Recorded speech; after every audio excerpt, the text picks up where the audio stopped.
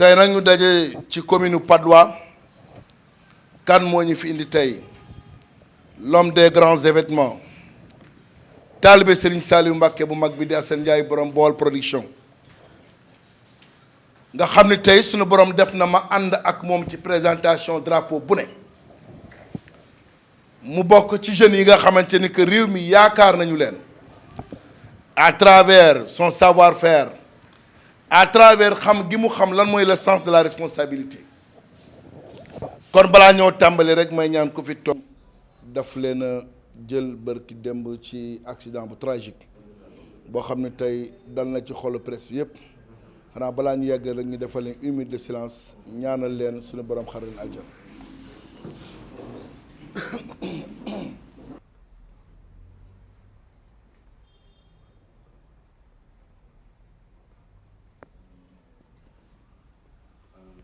amiin yaa rabbal aalamiin.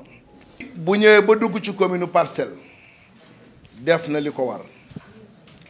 Assane jagleel na ku ne bés waaye li gën a rëy ci moom ak li gën a neex ci moom mooy bés bu koy jox nit ki day xam ki mu koy jox kan la te loolu it nekk point bu essentiel ci li muy def tuddee na fii ay jeunes yoo xamante ne que bi muy ànd ak ñoom ñu ngi laaj wala ñu ngi wut bi mu àndee ak ñoom ci collaboration yàlla defal leen ndam ba la ñu doon yootu ñu am ko décentralisé na làmb nag ci biir réew mi yóbbu na ay drapeau fu ne kon bu ñëwee tey ne Mame Mbaye dama bëgg ñu yëkkati drapeau bi ba mu leer gars yi di ko gis drapeau boobu ci kaw ndax bés bu ci nekk ak la muy laaj tey ku ne xam ne ni Parcelles commune la boo xamante ni que tey fii mu nekk tey bu ñu teeloon associé ay jeunes yu mel ni Mame Mbaye kon Parcelles fii mu yegg si tey romboon na fi ñun ni ñëpp ay banlieusards lañu ñun ni ñëpp ci dëkk bi la ñu dëkk diggante Grand Yoff Patte d'Oie Parcelles ku ne xam na ni soriwul ñu jëm nag ci ay sciences yu sérieux ñu jëm ci tànneef goo xamante ne que benn tànneef war ko gën a mën a sérieux dama wax ne at mi ñu nekk wala ère bi ñu nekk c'est l'ère de la jeunesse ci ère bi ñu nekk tey il est temps que ñu jël communes yi ak département yi jox ko ndaw ñi ndax ndaw ñi ñoo méngoo ak jamono ndaw ñi ñoo xam li jamono bëgg waaye ndokk yàlla Baylage Mame Mbaye jëwam ci biir commune bi ñaawul ndax tey boo gisee femmes yi tey mu àndal ku ci nekk tey tu es à la fleur de l'âge xam nga li nga bëgg xam nga lan mooy say ambition bi ma ci waxtaanee léegi dañ ma ni ca dëgg-dëgg financement bu jigéen am Parcelles moo ci gën mu ngi dimbali jeunes yi di dimbali ASC yi di dimbali borom mbootaay yi di def ci jàkka yi di def kon tey loolu muy def tey moo tax tey waa Parcelles mën a ñëw tey ànd ak moom seetaanuñu ko benn yoon abu da ngaa guddee de seetaanuñu ko benn yoon muy combat bu am solo boo xamante ni que mu ngi war a dox ci diggante RTS ak ki nga xam ne moom mooy Moussa Ndiaye combat bi war a am le 13 di ci bés bu rëy boo xam ne Fils de Balla moom moo ci daje ak général bu Malika waaye tey waa mouvement force doxal ci dëgg ana ngeen waaw loolu saf na ma kon nag président ñu ngi lay ñaanal yaakaar bi waa Parcelles porté ci yow Parcelles du commune bu ndaw Parcelles tey commune la boo xam ni regorge na lépp loo xamante ne que commune war na koo mën a soxla pour développer Parcelles am nañu ay jeunes yoo xam ne c'est des jeunes intellectuels Parcelles am nañu des jeunes ingénieurs Parcelles am nañu ay femmes yu braves Parcelles am nañu ay sportifs Parcelles am nañu looy ba ci volet artistique volet sportif loo fi soxla am na biir Parcelles donc lan moo kon li ñuy def rek mooy yëkkati kàddu gi jox ko Ahmed mu wax ci nouveau mouvement bi. ñoo ngi nuyu ñëpp Bour Gueweul maa ngi lay nuyu bu baax di wax ne kontaan nañ ci yow bu baax a baax ci comme ni nga ko waxee ci El Hadj Mbaye Niang yow sama mbokk nga fekkante nañ Afia FM maa ngi gis nañu gise lool mais maa ngi lay ziar bu baax di wax ne ni nga ko waxee noonu la di nuyu mbooloo mi nga xam ne ñoo fi teew te suñu turu président El Hadj Mbaye Niang nga xamante ni jamono ñu toll nii mën nañ ko woowee maire Parcelles maa ngi nuyu ñëpp di nuyu ñi nga xam ne teew nañ fi di journaliste yi di mbokk yi di ñaari champion nga xamante ni ñëw nañu it ci bés bi di wax ci turu waa force doxal ci dëgg bii nga xamante ni ñoo toog nii di ndaw ñi nga xamante ni ñoo takku laxasaayu ànd ak El Hadji Mbaye Niang ba bëgg ko dugal ci mairie Parcelles bi te di ñaan yàlla ñëpp ñaanal ñu ànd ak ñoom ba dugal ko ci mairie bi ci incha allah li ci topp mooy di nuyu Assane Ndiaye Assane maa ngi lay nuyu bu baax di wax ne moom itam sama mbokku taalibe la mu am lu mu def nii muy lu rëy waaye lii nii ci ku xam Assane daa defaat Assane defoon na ndax nii ma toogee ak moom toog naa ak moom ci lu bari ci ndem si yàlla Demba Dia ku xam Assane xamoon digganteem ak Demba Dia man ku ma xam ne man ndawu Demba Dia laa bi ko yàlla jëlee dama ne politicien bu ne dootuma ànd ak yow waaye kii de sama rakk di sama genn wàll lu ko waaye wax ci àddina wax ma ko ku ko bañ dama lay bañ ku ko bëgg dama lay bëgg gon Assane jërëjëf bëggoon nga koo xam ne dama ko bëggoon lool muy Demba Dia tudde ko drapeau bu ne ñu ànd ca teewe nii tey nga defalaat ko sama rak ji nga xamante ni kër Demba Dia la soqee ko te bés bu yàlla sax fu ñu nekk rek dañuy gërëm Demba Dia ndax man ku ne xam ne sama digganteeg Mbaye waaye fa lañ fekkante ma nekk responsable de son parti mag mu ñëw fa liggéey ca liggéey boo xamante ni fu ñu àgg à 2009 yàlla ak El Hadji Mbaye Niang parce que ñëpp jàppoon nañ ne man la mais boobu moo nekkoon ci ginnaaw foo xamante ni kenn xamu ko di ci liggéey ba ñu agsi fii gon loo tax ma ne Assane dafa defaat ci ku xam bés yooyu xëy na loolu Assane xam na ko ñu bari xam nañ ko waaye lambam bu ne teew naa ca gon Assane jërëjëf loolu boole nañu taalibe Sëriñ Tuubaa gi mu doon it boolewaat ñu tey mu ñëwaat jëlaat cër bii cër bu ma mës a am ci àddina bu mu defal rek bi mu defal El Hadji Mbaye Niang moo ma ko gënal ndax ragal pete day xañi war set te man nag Amet si nee na leen rek moo ma dese ci àddina mooy jaamu yàlla lu góor di def naa ko rawatina nag Parcelles gii xamante nañ bu baax coow lee fi nekk rek waaye ñi fi nekk nii di coow xam nañu koy El Hadji Mbaye Niang comme ni nga ko waxee léegi ndaw la defal Parcelles lu ne ba tey boo demee unité 12 boo laajee kër El Hadji Mbaye Niang ñu woon la ko fi la dëkk am na mooy dëkk feneen ñi fi nekk tey yor li ne gañ dem nañ dëkk feneen mais moom du ko def mu ngi fi ak ñun itam noonu lañ ko bëgg a delloo njukkal ba lépp loo xamante ni bëgg na ko incha allah dañ ànd ak moom ak waa force doxal ci dëgg bi ba teg ko ci li mu soxla ndax da koo mérito liggéey ko gon nag li ci des ñoo ngi leen di ñaanal bu baax di ñaanal Assane Ndiaye lépp lu ma mën ren gi yal na ko yàlla suñu borom mën loo ay ati parce que Assane dimbale na askan bi ndax ndaw ñii tey lu ci waay gañi sa kër nga ko yóbbu te Assane fi mu jaar ba agsi fii toog na ak ku ko xam mu wax ma ci moom loo xamante ni moo tax ma naw ko ba tey gii te fu ma ko fekk rek dama koy fonk parce que ndaw ñi war nañu takku laxasaayu pour luñ dimbalee réew mi te Assane mu ngi ci loolu gon nag ñaari mbër yi nga xam ne ñaari champion yi toog nii te di ko bëre yal na leen yàlla suñu borom defal jàmm defal Assane jàmm defal ñu jàmm ba ci bés ba ñu ànd ak El Hadji Mbaye Niang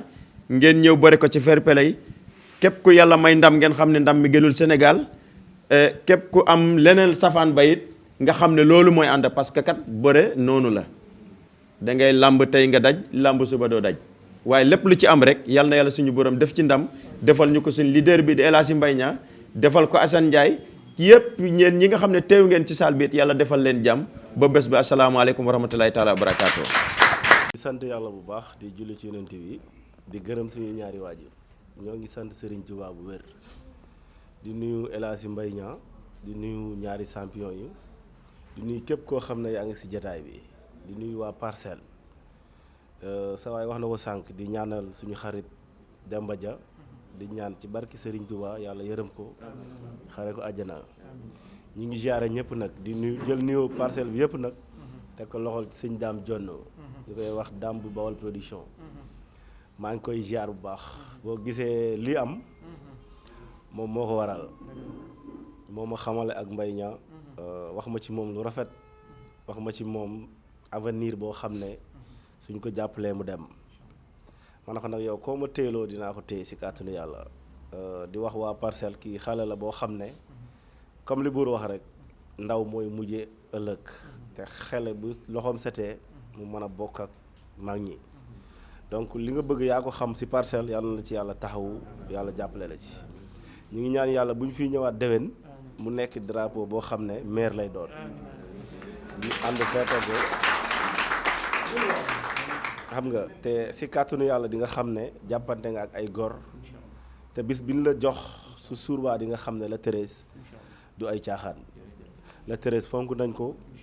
arène nationale ku fa ñëw di nga xam ne bés am na fa ñu ngi jaar ñëpp di leen wax ne maa ngi nuyu presse bi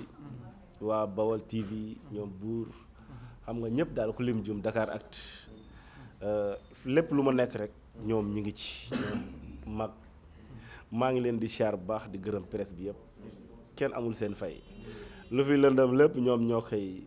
leeral quoi waa BG sit yu ndaw yooyu jaajëf sama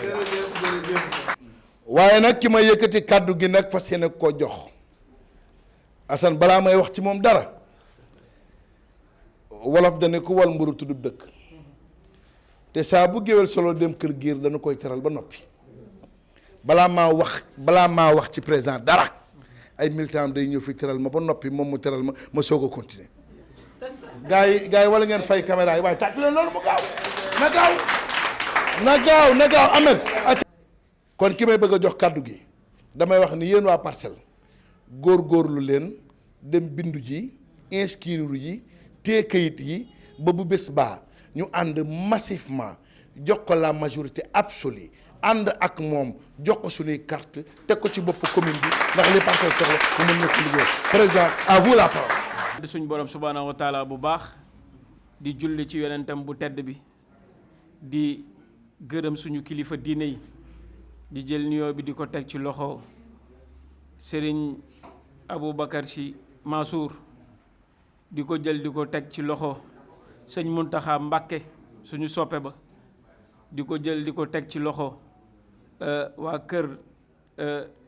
Ñaseen di ko teg ci loxo waa kër Baay Laay di ko teg ci loxo kilifa diine yépp mu àggaleel ñu ko ci ñi fi teew ñépp muy sutura xéewal ak mucc ci ñu fi teew ñépp ak ñi ñuy suivre ñépp à travers la presse di am mbégte tey di recevoir fii suma frère suma xarit di Assane Ndiaye mi nga xamante ni je l'ai connu à travers mon ami Dame bi nga xamante ni yàlla def na moom aussi muy suma frère di suma militant boo xam daf ma yàgg a jàppale suñu militantisme jàpp naa ni sax dépassé na tey cadre politique tey Dame suma frère la suma rakk la te nekk na koo xamante ni lu ne ñeme naa ko wax te loolu nag bu fekkoon ni cadre politique rek moo ñu boole su ma ko waxee tey suba dootuma ko gis kon Assane maa ngi lay nuyu ci turu mouvement bi yépp muy force doxal ci dëgg di nuyu ñi lutteurs yi nga xamante ni tey mooy Moussa Ndiaye ak RTS ci ay champion ñu ngi leen di nuyu di leen dalal fii ci mairie Padois di nuyu assistance bi yépp ci turu force doxal ci dëgg di nuyu également presse bi nga xamante ni ñoo fi teew di leen jox seen wàccuwaay parce que ñoom it seen liggéey dafa am solo parce que tey lii ñu fiy wax tey su fekkoon dañ ko fi wax rek jug kenn du ci jot bu ci ñi fi nekkul jotee c'est grâce à eux donc tey ñi fi teewal presse bi yépp ñu ngi leen di nuyu di leen jox seen wàccuwaay di am mbégte tey ci lii nga xamante ni Assane daf ko réserver force doxal ci dëgg ak waa Parcelles yépp ak suma mbokk yépp Assane nag lii nga def nekk na loo xamante ni lu rëy la ci ñun parce que bu la neexoon Dame wax la ko nga ni ko Dame man de am naa ñeneen ñu ma tuddi drapeau mais li nga def nii tey wane na ni sa digganteeg Dame lu dëggu la mais également li nga dégg ci ñun doy na la bu fekkoon ni dafa ñëw rek ni la tuddeel n'importe qui jàpp naa ni loolu tey doo ko def mais également lii day wane ni Sénégal ñor na la parce que ci kim la waxu la koo xamante ni peut-être milliardaire la dani la kuy liggéeyal Parcelles la kuy liggéeyal réew mi la ndax ñun yàlla def nañu nekk ay ndaw dugg ci politique depuis 2009 ànd kook suma mag ji nga xamante nii mooy Ahmed Sy nekkoon nag ndam si yàlla Demba Dia yàlla def ñu nekkoon le plus jeune conseil municipal ci mairie bi nga xamante mooy mairie Parcelles Assainies joué fa nag rôle bu déterminant nekkoon ci conseil yi ñu fa gënoon remarqué ci 5 ans yi nga xamante ni def nañ ko fa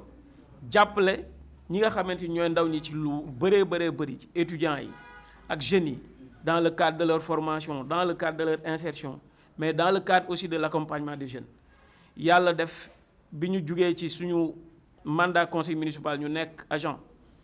mais également du continuer ci jàppale jeunes yi ci formation parce que ndaw aussi dafa am benn boroom xam-xam buy wax ni durant la jeunesse que tu as je te dirai le pays que tu auras donc nag dëkk dafa soxla mu am ndaw ñoo xamante ni dañ leen di tàggat te réew mi loolu dafay xawoon manqué politicien boo fi gis boppam lay tal day jël utiliser jeunesse bi ñuy dem ci réseaux sociaux yi wala ci mbedd bi di xeex waaye ñun suñu jeunesse bi nga xamante ni moom lañ doon àndal dañ leen doon former di leen encadrer ba ñoom ñëpp tey ñu ci bëri yàlla def nañu am ci luñ jàpp ñii aussi am nañ seeni projet di ko dérouler donc te réew aussi loolu moo koy doxal donc moo tax ma jàpp ni réew mi tey fii mu toll soxla na ay ndaw ñoo xamante ni nag dañoo gëm li nga xamante ni mooy développement nag ay action la waratul toll ci ñëw rek wax ni man de bëgg naa def lii buñ la joxee doot ñu la gis mais ñun avant ñuy am benn ndombo tànk yàlla mi ngi ñuy dimbali tey presque plus de 200 jeunes ci parcelle jàppale nañ leen ba ñu am fu ñu xëyee ba tey ñu ci am lu ñuy xëyee di ci suturaal seen bopp di ci jàppale seen ay waajur mais également di contribuer ci développement Parcelles Assainies chaque année dinañ jël ay fournitures ak ay sac jël élèves yi nga xamante ni jàpp nañ ni seen ay parents seen loxo jotul seen ginnaaw jàppale leen ko jigéen ñi aussi gis nañ ni soxla nañ ay financement yooyu aussi dinañ leen ci jàppale encadrer leen accompagner leen ñun duñu am rek ci financement sax ay femmes mais dañuy former encadrer leen accompagner leen par des financements mais également permettre leen ñu participer ci li nga xamante ni mooy foire yi am ci au niveau national ak au niveau international donc loolu ñu ngi koy bëgg a def parcelle incha allah RTS ak Moussa Ndiaye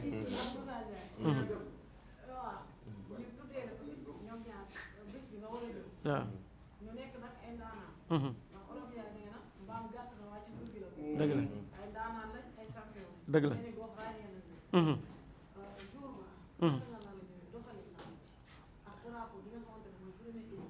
dëgg la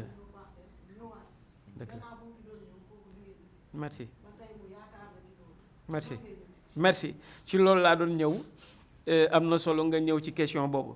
parce que tout d'abord damay wax ni damay remercier Assane ci drapeau bi nga xamante ni mooy première édition drapeau El Hadj Mbaye Niang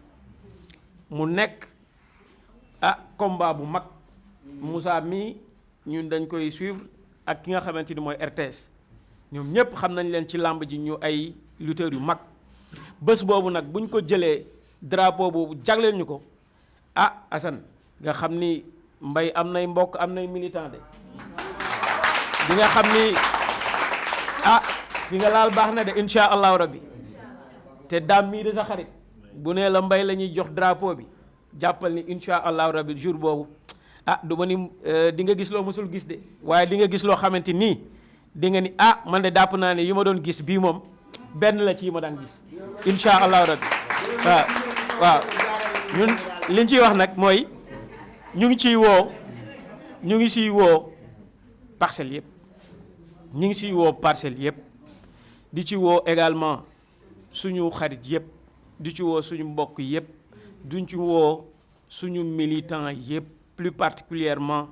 les militants et les sympathisants de force doxal ci dëgg ñoom nag tey dañ ko doon def remise bu symbolique parce que jour ouvrable la ñu def ko ci salle boo xamante ni saalu mairie Padois la mu salle bu xaw a yam ñu def ko benn remise bu symbolique bu vraiment sobre mais nag Assane ñu ngi waajal le 13 di nga gis loo xamante nii dana doy waar loolu moom insha allah rabbi dina doy waar lool waaw donc jàpp naa ni daal le 13 dana nekk drapeau bu mag incha allah waaw. jërëjëf. man du ma mer. man sportif laa. da nga koy napp ci biir maay. man du ma ko napp.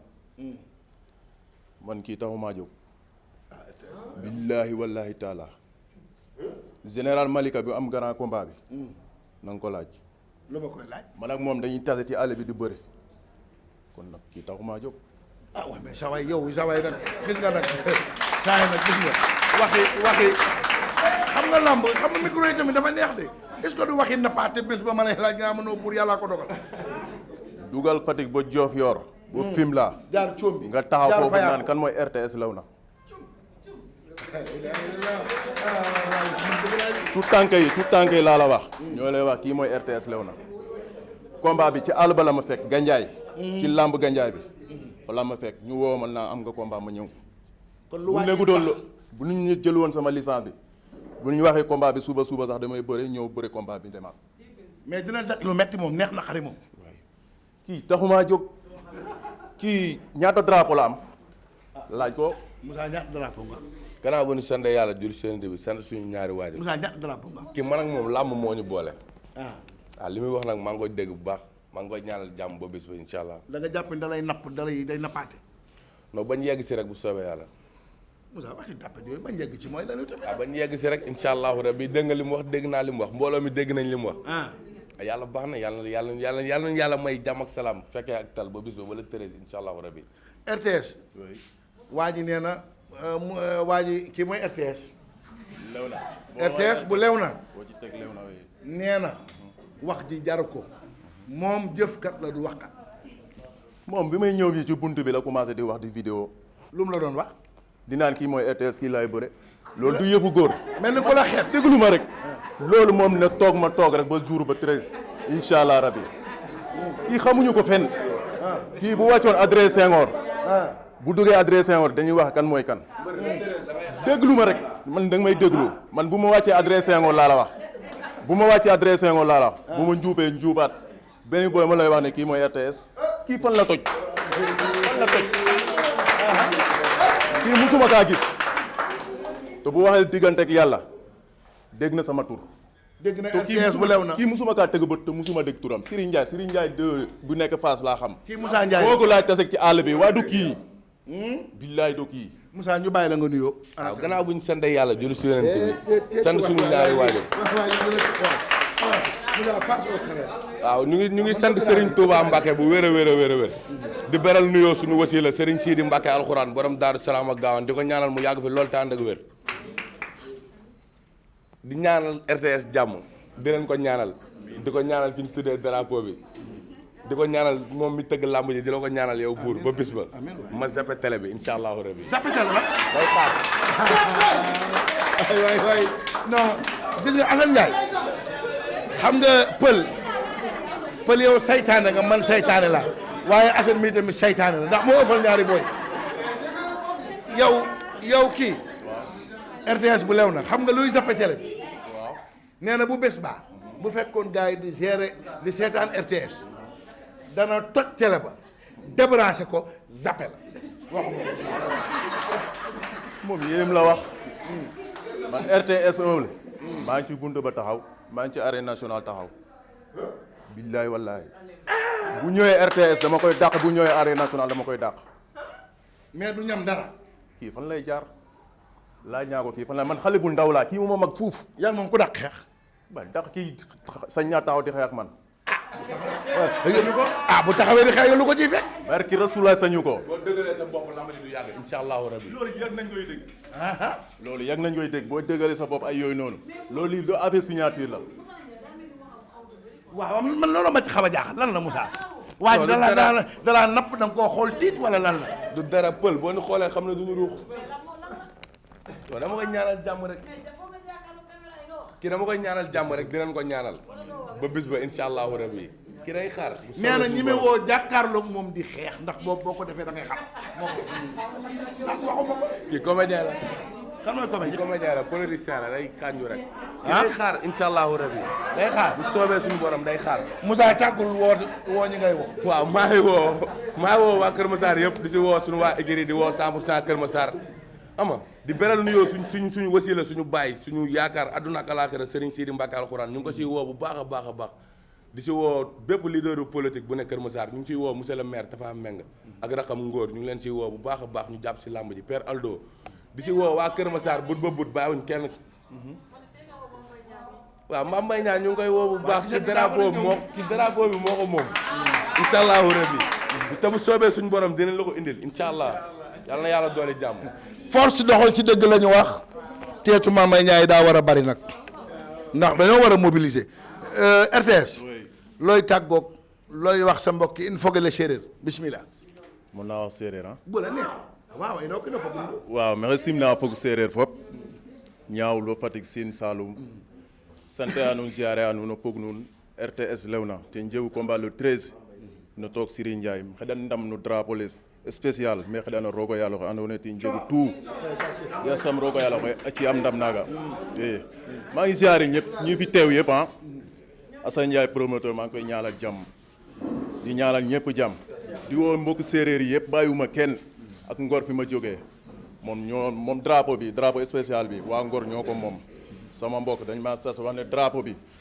moomuñu ko jël ko nga yóbbu ko waa Ngor parce que fa laay yeewoo sama lépp fa laa koy def fa laay entraîné fa laay defee lépp drapeau bi nag incha allah rabi dama koy yóbbu Ngor incha allah rabi. drapeau bi dama koy yóbbu Ngor président ñëwal noonu ñu tàllal drapeau bi di ñaan yàlla mi nga xam ne mooy buur yàlla nañ ci yàlla yóbbu ci jàmm. la fa nekk ci presse bi bu soobee yàlla ñi koy transmettre en direct bari na am na ay télé de la place ak ay site web yu mag programme bu joral Dakar ak ci déplacé wu ñëw boobu jàppal ni programme bi cofuñu ko te président bu bés boobaa di nga xam ne nag cofuñu la li ñu ñaan yàlla may fekkee yàlla may ñu tal yàlla defal leen jàmm defal leen tal ba bu bés baa ñu xam dëgg lan mooy dëgg mouvement doxal ci dëkk yéen femmes yi dëkk nañ leen wàllu ceebu yàpp yeeg boisson yi ak mobilisation yi na ngeen sañse ba mu rafet waaw yéen femmes yi bu leen neexee ñëw ñu def photo de famille bu leen neexee ngeen ñëw ci ginnaaw tuuti ñu def photo de famille bëgg nañu ngeen diw sëbu naturel yi ba mu niin waaw na tay baa si génn na robb yi génn lipo lèvre yi génn na saf waaw nii la mën a demee bésu président Mbaye Niang la bés bi day saf day neex gars yi la photo de famille kooku jili wasaare Cheikh Mouhamadoul Bachir Abou bismillah nii la de bëgg naa lii Assane Ndiaye yàlla sa jàmm yàgg gëmoo kurul Serigne Saliou yaakaaroo kurul Serigne Saliou xamoo kurul Serigne Saliou ndokk yàlla ba li nga am xam nga ni que Serigne Saliou wala ko defal ndokk yàlla du ay dóor nag mais dëgg la barke Rasulaay bàyyi Serigne Saliou bool bi ana pël bu rafet gu nag nangaan gi sama xarit la grande reporter barke Rasulaay Daba Koura maa ngi lay nuyu Daba Koura sama xolo aca gars yi Abou dugg bismillah aca photo leen nag karaj ji jolli aca kii